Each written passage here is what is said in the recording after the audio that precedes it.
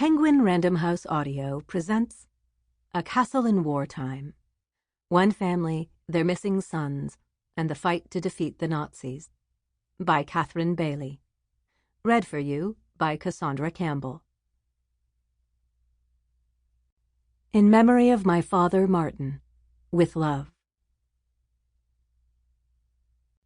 Prologue. Innsbruck, Austria, December 16th, 1944. Monica calling steamboat.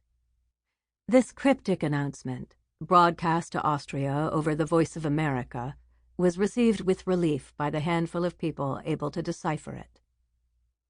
The coded message signaled that the Allies were still trying to infiltrate agents into Innsbruck to make contact with members of the Austrian resistance.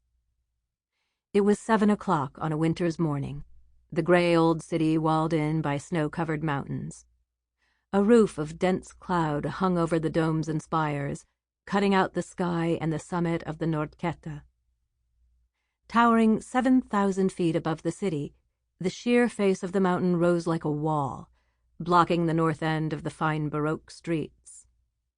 The illusion of being confined in a small space was maintained in the alleys and passageways in the medieval quarter. On a chill, gloomy day such as this, passing the tall, narrow-fronted Gothic houses, the sensation was of walking along the bottom of a ravine. Thick wreaths of smoke spiraled beneath the clouds. The day before, American planes had bombed the city, killing 259 people. In Herzog Friedrichstraße, a protective shroud covered the famous golden roof of the balcony, designed for Emperor Maximilian in 1500. Beneath the bombed-out buildings, parties of children, drafted in from the villages along the valley, worked to clear the rubble. They were watched by small groups of SS soldiers who stood on the street corners, guarding the defusing crews. Forcibly recruited from the nearby concentration camp at Reichenau, it was their job to deactivate the bombs that had failed to explode. The Allies were now convinced that Innsbruck, rather than the Reich capital of Berlin, was where the war was likely to culminate. Recent intelligence reports indicated that Hitler was building an Alpenfestung, an Alpine fortress, in the mountains that encircled the city. Blueprints obtained by OSS operatives pointed to a chain of underground factories and armories. The OSS, Office of Strategic Services, was the forerunner to the Central Intelligence Agency, CIA. It was to this remote, impregnable fortress that Hitler and a coterie of his most fanatical supporters intended to retreat when the Wehrmacht, the armed forces of Nazi Germany, was beaten. From here, they would carry on the fight, defended by elite SS troops and sustained by huge stores of supplies that had been carefully stockpiled in bomb-proof caves. With Hitler holding the high ground, Allied military commanders were predicting that the battle to take the fortress could extend the war by up to 2 years and exact more casualties than all the previous fighting on the Western Front. In these circumstances, intelligence from Innsbruck, the capital of the Alpenfestung, was suddenly at a premium. Alan Dulles, the OSS station chief in Switzerland, hoped to recruit a network of agents from within the city. Their job would be to supply hard military intelligence and assist the passage of U.S. and British forces when they reached the western borders of Austria. But, as Dulles recognized, Innsbruck was not fertile ground. That autumn, the Gestapo had arrested all known anti-Nazis. Moving from house to house, the mopping-up operation signaled their determination to suppress all resistance operations in an area they looked upon as their last bastion. Soon after midday on December 16th, the U.S. Air Force returned to bomb the city for the 4th time that month. A sharp left rally was executed immediately after bombs away and a course flown around Innsbruck, the pilot reported. Due to undercast, No visual observations of results were possible. Some hours later, Frau Mutschlechner, a resident of 47 years, sat down to write her diary. "It is a black day for Innsbruck," she began. "The old city center has been hit as well as the graveyard.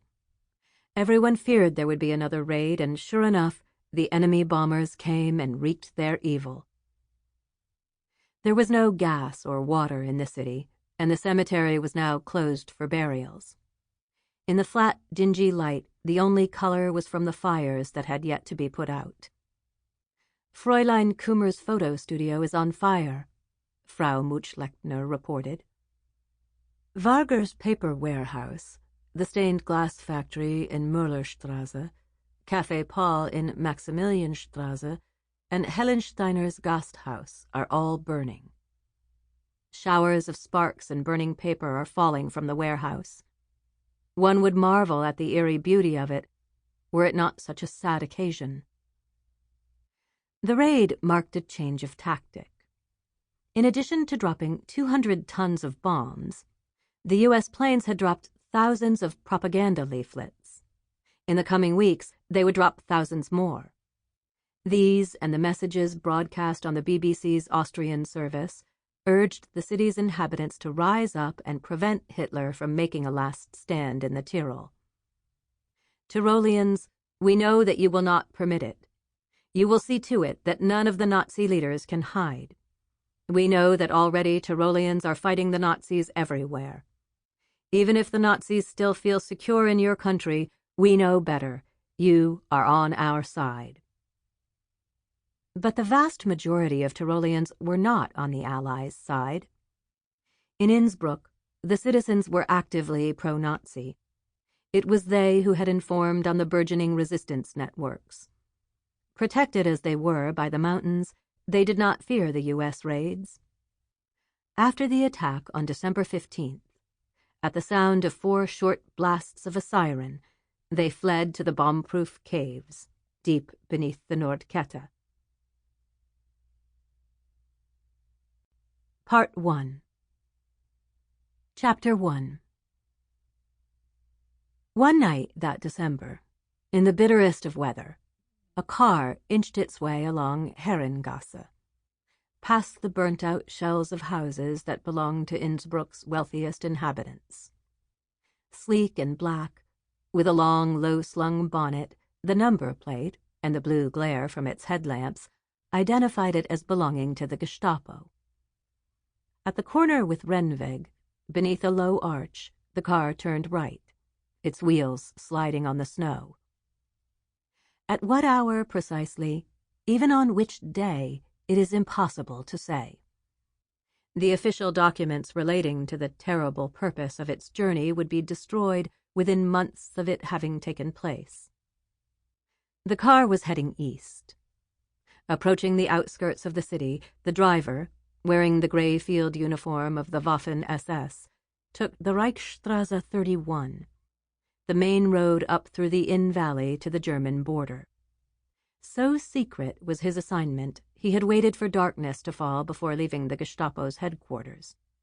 With a blackout in force, there was no danger of other drivers, or people he passed, seeing 2 of his passengers. They were so small, not even the tops of their heads were visible through the window. Craning his neck, the driver could see the children in his rearview mirror. The boys were seated next to an SS nurse, their escort for the journey. Aged 2 and 4, they had blue eyes and fair hair, which fell in tumbles of long blonde curls. Both boys were dressed in homemade woolen overcoats that were many sizes too big, as if someone was expecting them to grow into them. Leaving the city, on the long straight road that ran through the center of the valley, the car picked up speed. All around, the frozen landscape was visible, lit by the light from the moon on the snow. On either side, wide flat fields stretched to the base of the mountains that rose thousands of feet above the valley.